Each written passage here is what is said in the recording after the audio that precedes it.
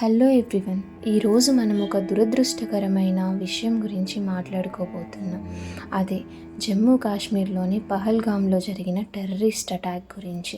ఈరోజు అనగా 2025 ఏప్రిల్ 22వ తేదీన పహల్గామ్లోని బైసారన్ వ్యాలీ ఒక అందమైన టూరిస్ట్ స్పాట్లో అమాయకపు టూరిస్టుల పైన కాల్పులు జరిపారు.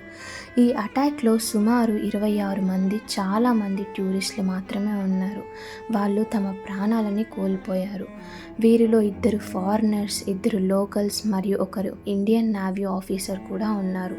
ఈ అటాక్ను లష్కర్-ఇ తోయిబాతో సంబంధం ఉన్న రెసిస్టెన్స్ ఫ్రంట్ అనే టెర్రరిస్ట్ గ్రూప్ చేసినట్లు రిపోర్ట్స్ చెబుతున్నాయి. టెర్రరిస్ట్ ఆర్మీ యూనిఫామ్లో వచ్చి కొందరి రిలీజియన్ చెక్ చేసిన తర్వాత కాల్పులు జరిపినట్లు సాక్షులు చెప్పారు. జమ్మూ కాశ్మీర్ చీఫ్ మినిస్టర్ ఒమర్ అబ్దుల్లా గారు ఈ అటాక్ను మానవత్వానికి వ్యతిరేకమైన హీనమైన చర్య అని ఖండించారు. అలాగే మన ప్రైమ్ మినిస్టర్ నరేంద్ర మోడీ గారు కూడా ఈ అటాక్ను తీవ్రంగా ఖండిస్తూ దోషులను వదిలిపెట్టబోమని హెచ్చరించారు.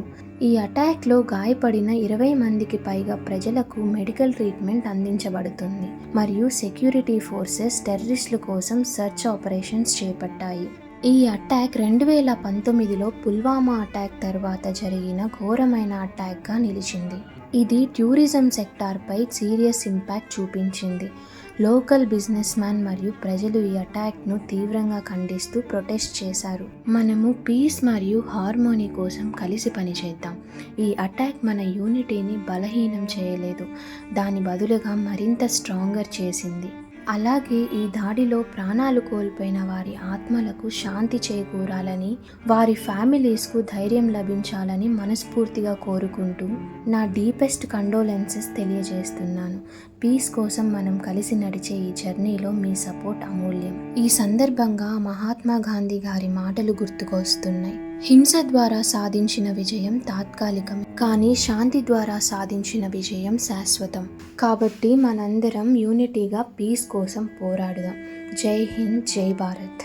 ఇలాంటి అప్డేట్స్ కోసం నా ఛానల్ని సబ్స్క్రైబ్ చేసుకోండి.